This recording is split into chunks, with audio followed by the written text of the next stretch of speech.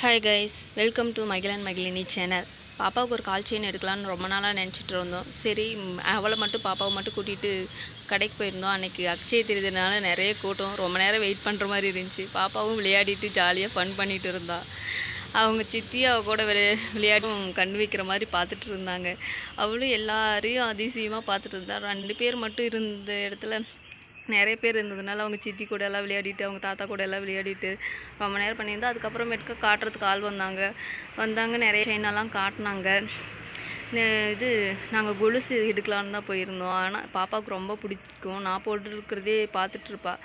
சரி போனால் அவள் சைஸுக்கு கிடைக்கவே இல்லை, அதனால தான் அவளை கூட்டிகிட்டு போனோம். ஆனாலே அவள் சைஸுக்கு கிடைக்கவே இல்லை. நாங்கள் எடுத்தது அவள் ரொம்ப பெருசாக இருக்குது, குத்துற மாதிரி இருக்குது. 10,000 ரூபா சொன்னாங்க. பரவாயில்லன்னு எடுத்துடலான்னு பார்த்தா ரொம்ப பெருசாக இருக்குது. ரொம்ப அவள் வளர்ந்துட்டு அப்புறம் தான் போடுற மாதிரி இருந்துச்சு. சரி இப்போ போடுற மாதிரி கிடைக்குமான்னு பார்த்தா கிடைக்கவே இல்லை.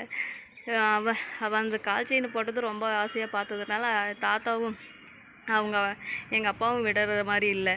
நிறைய கால் செயின் எடுத்து எங்கள் அம்மாவும் பார்த்து காட்டிகிட்டே இருந்தாங்க, இது எடுத்துக்கலாம் அது எடுத்துக்கலான்னு.